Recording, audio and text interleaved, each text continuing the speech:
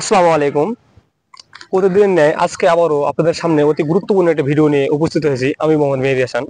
তো সাম্প্রতিক সময়ে বা বাংলাদেশের প্রেক্ষাপটে যে হারে জনসংখ্যা বাড়তেছে সে হারে আমাদের আবাদি জমির পরিমাণ কমতেছে। তো সেই তুলনায় আমাদের খাদ্যর ঘাটতি হচ্ছে। তো আজকে আমরা এমন একটা জমিতে এসেছি যেখানে অনাবাদি জমি, কোনো ফসল চাষ হতো না। তো কৃষি অফিসের ধারণা এবং কিছু পরামর্শতে আমরা অনাবাদি জমিকে আবাদি জমিতে পরিণত করছি।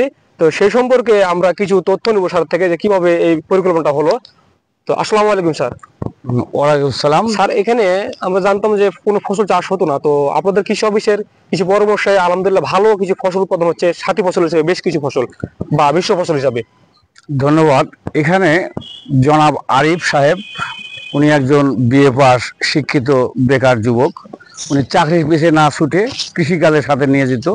তো উনি মাচায় সবজি চাষ করেছেন এবং বেগুন, পাশাপাশি বেগুন। আপনারা দেখেছেন মাচায় পটল, অনেক পটল হয়েছে। এই পটল থেকে উনি 15 থেকে 60,000 টাকা পটল বিক্রি করবেন এবং প্রায় 1 থেকে 1.5 বিঘা জমি বেগুন, যেটা 12 মাস বেগুন চাষ করে। বেগুনের গাছগুলো এখন একটু বয়স হয়ে গেছে। এরপরে আবার উনি এখানে বাঁধাকপি, ফুলকপি, পালং শাক, লাউ এগুলো চাষ করবেন। আমি তার সাথে সব সময় লেগে আছি। আমরা আরিফের সাথে একটু পরিচয় হই। আপনার পরিচয় দেন। আসসালামু আলাইকুম, আমার নাম মোহাম্মদ আরিফুল ইসলাম, গ্রাম ইসলামপুর, থানা সাপাহার। আমি একজন সবজি চাষি। এই যে এখানে মাচাই পটল করছি, এরপরে করব তরই, লাউ, মিষ্টি কুমড়া, শশা, ঢেঁড়স এগুলো করব। এবং বেগুন গাছ কাটার পরে শীতকালে কি কি হবে এখানে? শীতকালে বাঁধাকপি হবে, ফুলকপি হবে, বাঁধাকপি, ফুলকপি লাগাবো কিছু, এবং আলু, না কিছু আলু লাগাবো। সব সময় উনি লেগেই আছেন এখানে। লাগাবো, পেঁয়াজ লাগাবেন। হ্যাঁ, ধন্যবাদ আরিফ সাহেবকে। আমি আরিফ সাহেবকে অনেক পরামর্শ দেই সবজি চাষ বিষয়ে। এবং কৃষি অফিস থেকে কি আপনি কোনো ট্রেনিং পেয়েছেন? হ্যাঁ, কৃষি অফিস থেকে উনি বিভিন্ন বিষয়ে ট্রেনিং পেয়েছেন, সবজি চাষাবাদের উপরে, ধান গম চাষাবাদের উপরে। যাই আরিফ সাহেবকে ধন্যবাদ।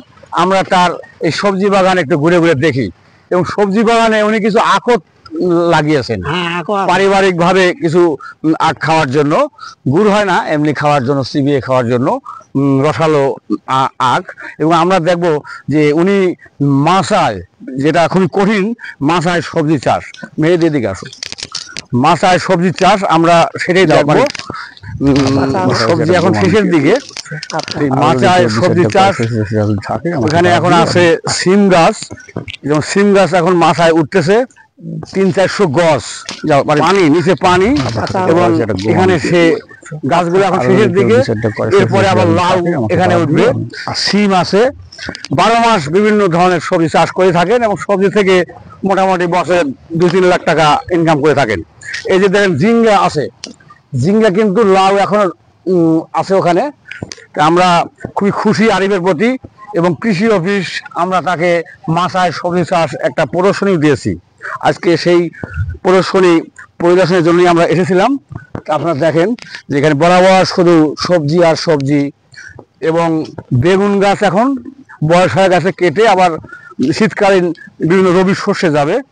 বিশেষ করে বাঁধাকপি, ফুলকপি, পালং শাক, গাজর, টমেটো সব ধরনের সবজি চাষ করে থাকেন, 12 মাস চলতেই থাকে। আর আপনারা দেখেন, আর আমি তাদের সাথে লেগে আছি। একটা কথা আছে, যারা জোগায় ক্ষুধার অন্ন, আমরা আছি তাদের জন্য।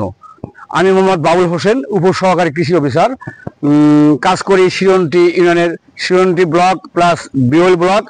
এবং আমার সাথে যদি সবজি চাষাবাদ বিষয়ে বা ধান গম বা আম জাম কাঁঠাল যে কোনো ফসল বিষয়ে ভালোভাবে করতে চান, পরামর্শ নেওয়ার জন্য আমার নাম্বারটা 01725441543।